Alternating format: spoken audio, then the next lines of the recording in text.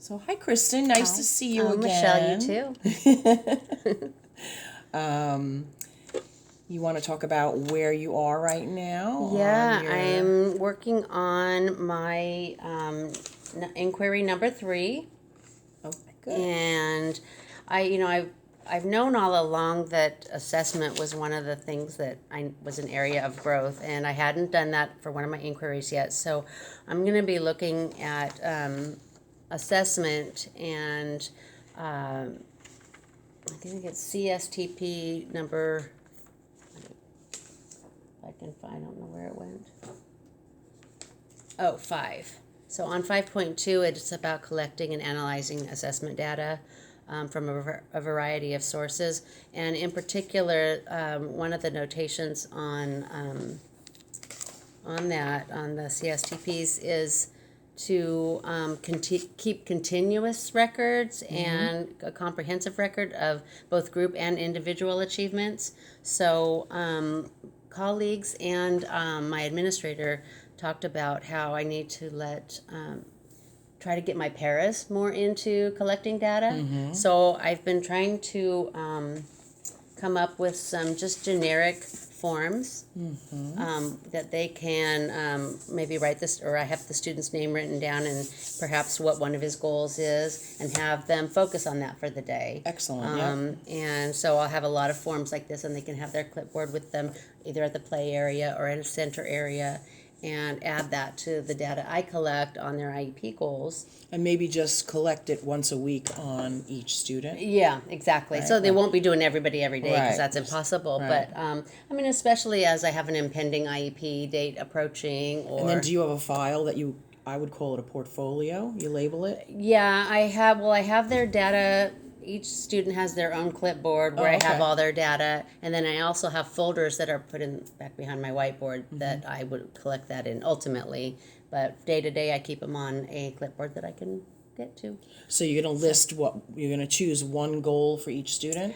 That's one thing I haven't ironed out yet. This is just one of the things I created, which does indicate the student's name and kind of an abbreviation of one of his goals.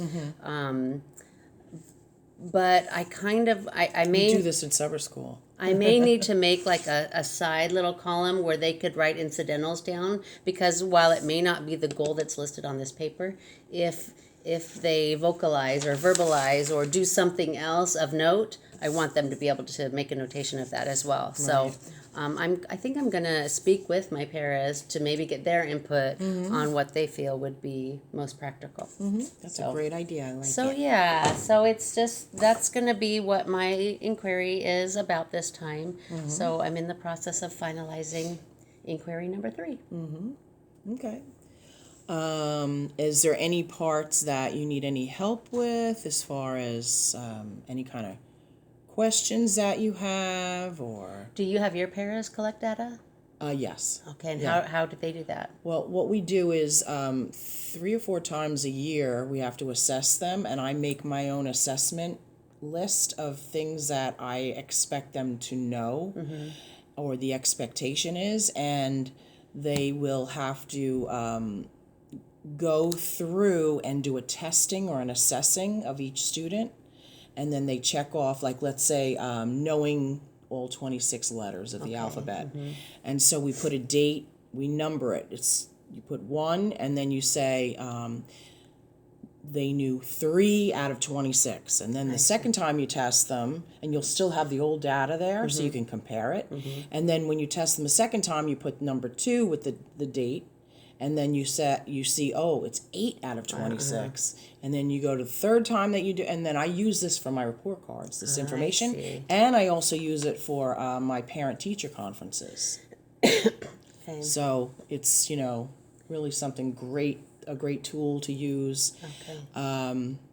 And because I have the students 3 years, Right, that's true. I keep a file for kindergarten, and I have that assessment in there, first grade and second grade, and I can go back and see. And sometimes kids relapse, True. They'll, like one student I have this year, he knew, I think it was He knew like 6 letters, and when I tested him the other day, he knew 1 letter. And he regressed on his numbers too. So what I do is, at the beginning of every year, I do flashcards of all the letters and numbers to 30. And I put them, punch hole in them, laminate them, and stick them on a little ring. Right. And I send them home So they to the parents. That's a good idea. And I say, please review these letters. Do 2 at a time each day until you know for sure they know that letter back and forth. And then, do 1 to 5 of the numbers and just do that. But a lot of parents don't do it. Yeah. I mean, I know right off the bat who's doing and who's not doing it because of the growth. Right. So, Could and then, probably send us a I little something remind home, them too. gently if they even come to the conference. A lot of times they don't. I remind them gently, are you using the flashcards? Because this person regressed. And I get, I have work, or I don't have time. I have to take my older one to soccer. And I'm thinking, is soccer more important? I don't think so. I don't know. Well, we've all done that too. So. So, anyway. Well, yeah. Collecting data and assessment is kind of been a work in progress for me. I've tried a bunch of different formats and things, but I'm getting it. Starting to. I love that, what you have there. Well, thank you. It's great. Good. So